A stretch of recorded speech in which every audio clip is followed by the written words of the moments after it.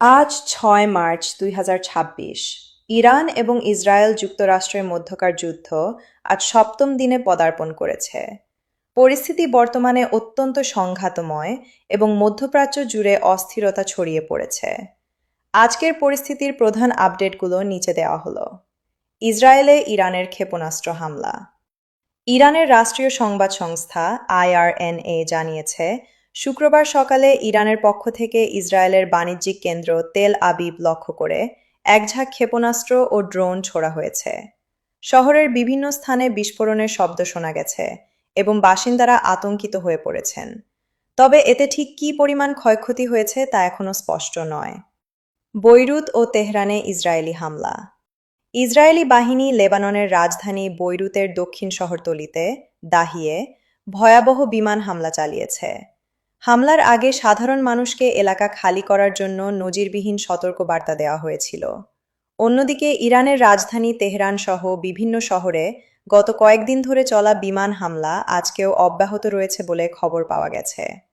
হতাহতের সংখ্যা। ইরান।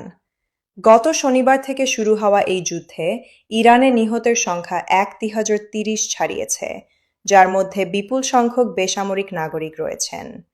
যুক্তরাষ্ট্র ও ইসরায়েল। সংঘর্ষে এ পর্যন্ত অন্তত ৬ জন মার্কিন সেনা এবং বেশ কয়েকজন ইসরায়েলি নাগরিক নিহত হয়েছেন বলে জানা গেছে। রাজনৈতিক পরিস্থিতি ও ট্রাম্পের মন্তব্য।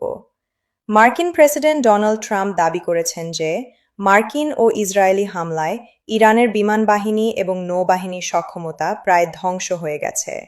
তিনি ইরানের ভবিষ্যৎ নেতৃত্ব নিয়েও মন্তব্য করেছেন, যেখানে তিনি সাবেক সর্বোচ্চ নেতা আয়াতুল্লাহ আলী খামেনির, যিনি যুদ্ধের শুরুতে নিহত হয়েছেন বলে জানা গেছে, ছেলে মোজতবা খামেনিকে পরবর্তী নেতা হিসেবে মানতে অস্বীকৃতি জানিয়েছেন।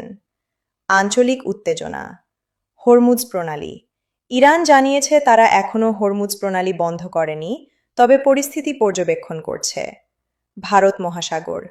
ভারত মহাসাগরে একটি ইরানি রণতরী মার্কিন সাবমেরিনের টর্পেডো আঘাতে ডুবে গেছে বলে খবর পাওয়া গেছে। মার্কিন প্রতিনিধি পরিষদে ট্রাম্পের এই যুদ্ধ চালিয়ে যাওয়ার ক্ষমতা সীমিত করার একটি প্রস্তাব নাকচ হয়ে গেছে, যার ফলে অভিযান অব্যাহত থাকছে। পরিস্থিতি এখন এমন এক পর্যায়ে পৌঁছেছে যেখানে পুরো মধ্যপ্রাচ্য একটি দীর্ঘমেয়াদী যুদ্ধের ঝুঁকিতে রয়েছে। সাধারণ মানুষ প্রাণ বাঁচাতে বাড়িঘর ছেড়ে পালাচ্ছেন এবং আন্তর্জাতিক বাজারে তেলের দাম বাড়ার আশঙ্কা করা হচ্ছে। আজ এই পর্যন্ত। পরবর্তীর আপডেট জানার জন্য আমার চ্যানেলটি সাবস্ক্রাইব করে পাশে থাকুন। আল্লাহ হাফেজ।